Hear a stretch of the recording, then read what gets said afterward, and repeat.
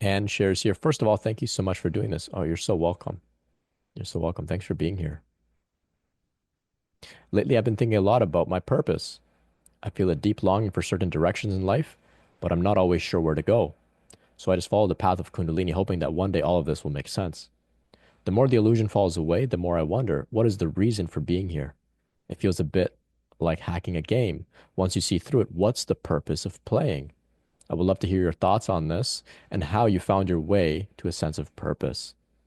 Yeah, this is a great question. Right. So, what's the purpose of playing? Right. I think, if we think about children, it's the same thing. They play make believe and pretend, and they know it's not real. And yet they have the time of their life when they're doing it. I think it's the same thing here. We realize it's an illusion. Okay. That may be a little shocking. Okay. It's not what we thought it was. Okay. We need to kind of process that a little bit. But eventually we're like, okay, life isn't what I thought it was. Well, we can still play here. And then it gets kind of fun, right? Then because you know that you're eternal, you're immortal, you know that this is not just a physical reality. There's actually the intelligence of Shakti, the intelligence of source of the universe, of the divine animating all of this, and we can participate here. So it becomes pretty incredible, actually.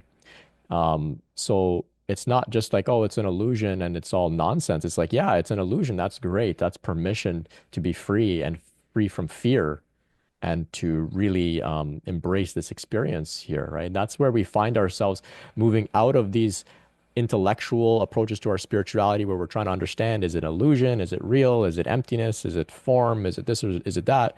And we move into the heart where the heart is just like in awe of all of this. The heart is just like able to go into like states of rapture, of wonder, of beauty, of devotion, and it feels so good in this human system to have those experiences of appreciation, of gratitude, of love, right? So that's you can argue what the purpose of playing here is to really move into these devotional states. That's what I think this is all leading us towards. They say like the highest yoga is a bhakti yoga, right? The yoga of devotion.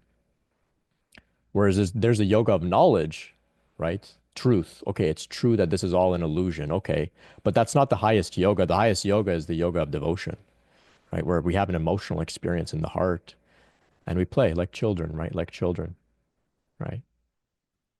So for me, I had gone through many of these themes where in the beginning I was looking for truth. What is true? I wanted to escape the matrix. I wanted to find out if anything was real. Who am I really? And eventually I came to some significant breakthroughs and awakening experiences where in the level of the head, I saw that this is all emptiness. This is all illusion. This is all just particles arising and passing away. None of this is really what I thought it was. And that was insightful, but also kind of scary and spooky because I was like, okay, well, what next? It's kind of like I've been dreaming the whole time. That's kind of uncomfortable. It felt very imbalanced. Though I had realized to some degree, some aspect of truth. But eventually, through the process of embodiment and integration of the truth into this human vessel here, I began to move into the heart, where the heart said, I want to celebrate truth on the level of feeling. So, not so much knowing truth, but actually feeling it in the heart, in the nervous system, as an emotional experience, as an emotional response to the beauty of the world, right? So, this is where, I would go in nature and I would just be in awe. And there was at one point where, um, many points, but one in particular. So we have this idea that it's all an illusion, it's all consciousness, it's all one thing. Okay, that's nice and that's true, but it's kind of dry. So a couple years ago, I went to Yosemite, and I'm sitting at Yosemite. There's this beautiful view of the entire landscape, and I'm looking at El Capitan, which is one of these great mountains. There are these great monoliths, and El Capitan is glowing. I can see an aura around it, and it speaks to me. And I could see it as this masculine monolith. He just laughs and says, how dare you minimize or dismiss me as just an illusion? Or how dare you call all of this just oneness? As if I am not this separate monolith standing tall here as my own entity. And I saw that even this monolith has an ego of El Capitan. And I was in just this incredible state of reverence for the illusion of separation. And it was like this great monolith was like just really dismissing any aspect of me that was seeing this all as just an illusion. It was like, no, no, no, no, no. We are individuals here. I'm here as Brent, you're out there as all of you, and we honor the separation. And this is actually how we get to play and celebrate, right? If we just dissolve it all into oneness and it's all an illusion, that's cool.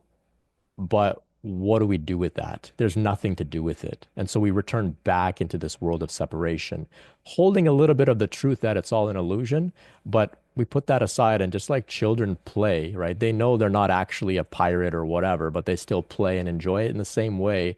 I know we're not actually separate, but I can pretend that I am, and because that's a lot of fun and it feels really good in the body to do so. And so that's where I've sort of been ongoingly working to embody all of these, you know, capital T truths that, I may have realized about the nature of reality and whatnot, but it's like, how can I live that as a person here?